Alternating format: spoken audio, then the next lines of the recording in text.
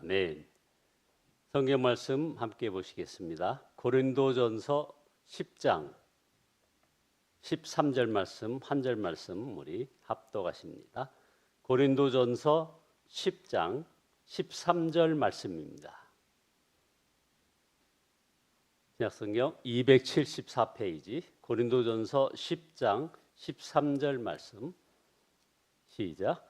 사람이 감당할 시험 밖에는 너희가 당한 것이 없나니 오직 하나님은 미쁘사 너희가 감당하지 못할 시험 당함을 허락하지 아니하시고 시험 당할 즈음에 또한 피할 길을 내사 너희로 능히 감당하게 하시느니라. 아멘. 이영주 장로님, 박영숙 권사님 선기원금 올리셨습니다. 이영주 장로님 1,000번째 올리셨습니다. 김길자 사모님 1,000번째, 방희재 목사 감사원금 올렸습니다. 한숙자 권사님 또 감사원금 올리셨습니다. 기도하시겠습니다. 말씀 한마디로 우주 만물을 창조하시고 저희 인간들의 생사화복을 주관하시는 전능하신 하나님께 찬양과 경배를 올려드립니다. 저의 모든 허물과 죄를 용서하여 주시고 이제 십자가 사랑 감사하며 나가는 저희들 되어지게 인도하여 주시옵소서. 주 앞에 귀한 예물 드렸나이다. 드려진 예물 가운데 담겨있는 간절한 기도가 있나이다. 주께서 기뻐 연락하시고 속히 응답되는 은혜의 역사가 있어지게 축복하여 주시옵소서. 오늘 말씀 가운데 주의 베풀 만한 은혜를 베풀어 주시고 아버지 하나님 저들의 모든 가정 가문 위에 아버지 평탄의 복으로 함께하여 주시고 형통의 복으로 함께하여 역사하여 주옵소서. 예수님의 이름으로 기도드리옵나이다. 아멘. 함께 인사 나누시겠습니다. 이기지 못할 시련은 없습니다. 이기지 못할 시련은 없는 여러분의 인생 여정 되시기를 예수 그리스도의 이름으로 축원드립니다. 오늘 말씀 제목은 인사말처럼 이기지 못할 시련은 없다라는 제목으로 고린도전서 10장 13절 말씀을 가지고 잠시 상고해 보겠습니다. 우리가 살아가면서 여러 가지 어려운 일들이 겹칠 때 이건 분명히 하나님의 어떤 사인인 것이 분명합니다. 그래서 정신 똑바로 차리고 하나님의 약속을 붙잡아야 합니다. 어려운 일만 아니라 믿음의 싸움이 정말 크게 벌어진 것을 알아야 합니다. 시험에는 반드시 마귀가 역사합니다. 마귀가 우리를 넘어뜨릴 여지가 생긴 것이죠. 그러므로 어떤 시험을 만나든지 마귀가 의도하는 대로는 절대로 안 한다라는 원칙이 분명해야 됩니다. 마귀는 어떻게 해서든지 우리의 믿음을 흔들려고 합니다. 하나님의 존재, 하나님의 사랑, 하나님의 임재, 하나님의 나라 이런 것들에 대해서 의심하게 만드는 것이 마귀입니다. 시험을 당할 때 우리는 쉽게 나만 어려움 당하고 있다. 나만 특별히 큰 어려운 일을 겪는다 이렇게 생각을 당연히 합니다. 사실 여러 가지 경제적인 어려움으로 우리 장로님 조금 전에 기도하셨듯이 이 나라가 정말 여러 가지 어렵습니다. 또 이게 금방 해결될 문제도 아닌 것 같습니다. 앞으로 더욱 그러리라 예측이 됩니다. 따라서 교회도 사실은 여간 고민이 아닙니다. 우리는 명심해야 합니다. 예수님을 믿는 우리는 어려움 때문에 무너지는 것이 아니라 하나님의 약속을 믿지 못하여 무너진다는 것입니다. 우리가 어떤 시험을 당할지라도 능히 이기게 해줄 하나님의 약속이 분명히 있지 않습니까? 오늘 우리가 읽은 본문 말씀이 바로 그 말씀입니다. 사람이 감당할 시험 밖에는 너희가 당한 것이 없나니. 그래서 능히 감당하게 하시는 그 하나님을 지금 사도 바울은 찬양하고 있는 것입니다. 이 약속의 말씀을 믿고 안 믿고는 시험을 만났을 때 엄청난 차이가 생깁니다. 이 말씀에는 두 가지 분명한 약속이 나옵니다. 첫 번째 약속은 감당할 시험 밖에는 허락하지 않으신다 하는 것입니다. 고린도전서 10장 13절에 분명히 나오지 않습니까? 사람이 감당할 시험 밖에는 너희에게 당한 것이 없나니 오직 하나님은 미쁘사 너희가 감당하지 못할 시험 당함을 허락하지 아니하시고. 엄청난 약속 아닙니까? 이 약속을 진정으로 믿으면 어떤 시험 앞에서도 마음이 무너지지 않습니다. 우리가 시험하면 여러 믿음의 선진들이 생각나지만 그 가운데 특히 욥을 한번 생각해 보십시오. 도저히 감당할 수 없을 것 같은 시험을 만났지 않습니까? 그러나 우리는 다 알다시피 하나님께서 욥이 감당할 수 있다고 믿으셨기에 그 시험을 허락하신 것이라는 것을 우리는 압니다. 그러니 우리도 마찬가지라는 거죠. 그러므로 어떤 어려운 일이 생길지라도 감당할 수 있으니 허락하셨음을 믿어야 한다는 겁니다. 시험이 없으면 좋겠지만 그러면 우리 믿음이 자라지 않습니다. 간증도 없습니다. 감동도 없습니다. 따라서 상급도 없는 겁니다. 그것은 결코 우리에게 유익하지 않습니다. 아브라함도 모세도 다윗도 요셉도 다 시험을 거치고 하나님께 쓰임을 받았습니다. 그러므로 하나님께서 우리에게 시험이 필요하셨기에 주셨음을 믿어야 하는 것입니다. 자, 그러나 하나님은 막연히 믿으라 하지 않으시고 두 번째 약속을 또 주셨습니다. 바로 시험 당할 즈음에 또한 피할 길을 내사 너희로 능히 감당하게 하시느니라 하는 약속입니다. 무조건 믿고 기다려라 하지 않으시고 시험 당할 그때 반드시 피할 길을 주신다는 것입니다. 베드로가 예수님을 3번이나 부인하고 저주까지 했는데 우리 주님은 이미 베드로에게 이런 일이 일어날 것에 대하여 여러 번 경고를 주셨습니다. 누가복음 22장 31절에 시몬아 보라 사탄이 너희를 밀가부르듯 하려고 요구하였으나 또 이르되 베드로야 내가 네게 말하노니 오늘 닭 울기 전에 네가 3번 나를 모른다고 부인하리라 하시니라. 그러나 베드로는 주님의 이 말씀을 건성으로 그냥 듣고 넘겼습니다. 겟세마네 동산에서 주님은 또 베드로에게 또다시 경고를 하셨습니다. 시험에 들지 않게 깨어 기도하라.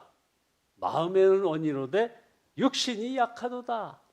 이 말씀 역시 베드로는 그냥 건성으로 들었습니다. 그런데 주님은 경고만 하신 것이 아니었습니다.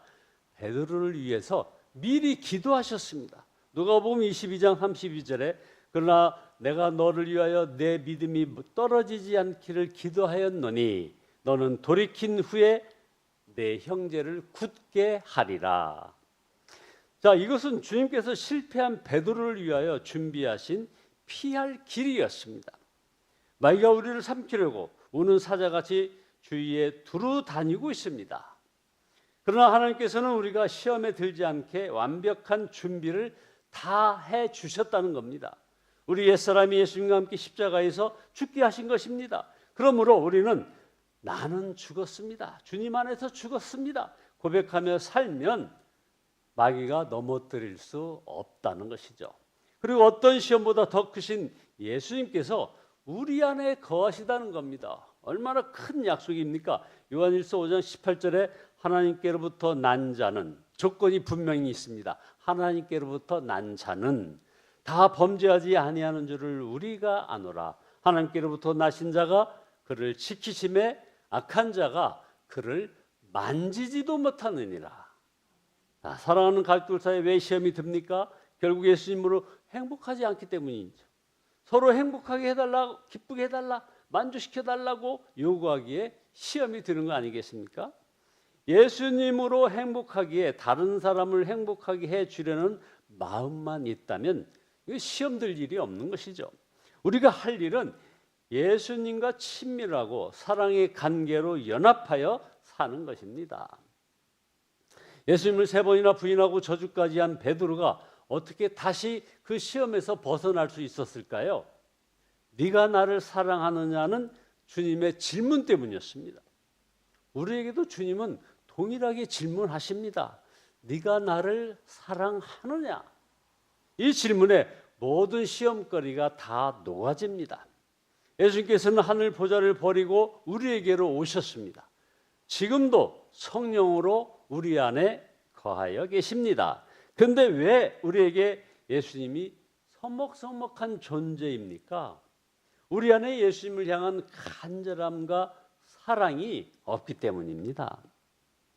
고린도전서 10장 13절 말씀은 한마디로 시험 당할 때 이제 모든 것이 끝났다 이렇게 생각하지 말라는 것입니다. 가장 큰 시험은 이제 끝났구나, 난 더 이상 버틸 힘이 없어 하는 이런 생각입니다. 그것도 믿음이기 때문이죠. 그때 감당할 시험밖에 허락하신다, 반드시 피할 길을 주신다는 하나님의 약속을 정말 믿어야 하는 것입니다. 자, 여러분, 말씀을 정리해 봅니다. 지나온 날들을 한번 생각해 보십시오. 실로 많은 시험을 당하지 않았습니까? 그때마다 우리는 낙심하고 괴로워했습니다. 그러나 나중에 보니 거기에 하나님의 예비하신 길이 있었고, 그래서 우리가 여기까지 왔습니다. 피할 길이 있었기에 여기까지 온 것입니다. 지금 당하는 여러 시험과 질병과 모든 고통도 마찬가지입니다. 길이 있다는 것을 믿어야 합니다. 그러면 그 어려움에 대하여 감사할 수 있고 오히려 즐길 수도 있는 것입니다. 주님은 어떻게 행하실까? 오늘 아침 우리 주님은 어떻게 나와 여러분에게 이렇게 말씀하시며 행하실까? 이것을 우리가 생각하는 것입니다. 지금은 영적으로 깊은 늪과 같은 시기입니다. 언제 끝날지 모르는 긴장과 두려움이 계속되고 있습니다. 이런 시기에 극히 조심할 것은 자신도 모르게 육신을 따라 살며 세상을 기웃거리는 겁니다. 시간 나면 여러분의 마음은 어디로 달려가고 있습니까? 누구나 결국 마음의 즐거움을 따라 살게 마련 아니겠습니까? 지금 가지 말아야 할 길을 가거나 하지 말아야 할 일을 하고 품지 말아야 할 마음을 품고 있는 사람이 있다면 이게 바로 시작입니다. 우리 눈에 보이지 않지만 허다히 많은 증인들이 지켜보고 있고 무엇보다 주님이 우리 안에 거하여 계심을 알아야 합니다. 자, 우리가 할 일은 이제 뒷걸음치지 않고 한 걸음이라도 예수님께로 더 가까이 가는 것입니다. 그러면 주님은 우리를 향하여 달려오심을 여러분이 이제 알게 되시는 것입니다.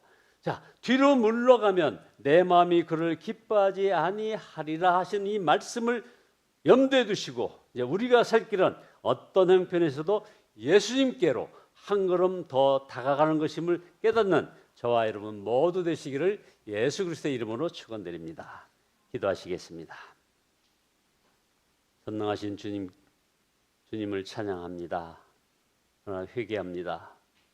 여러 가지 시험을 만났을 때 그저 세상적인 방식으로 아버지 하나님이여 세상과 버타려고 했던 믿음 없음을 고백합니다. 주여 용서하여 주시고 이제 어떤 시험 앞에서도 두려워하지 않고 염려하지 않고 원망하지 않는 저희들 되어지게 인도하여 주시옵소서. 그래야 하나님께서 능히 이기게 하심을 믿고 감사하고 찬양하며 나가게 하시고 지금의 시험을 능히 헤쳐나갈 그런 말씀을 저희들에게 허락하여 주시기를 소원하옵고 예수 그리스도의 이름으로 기도드리옵나이다. 아멘. 찬송가 250장 250장입니다.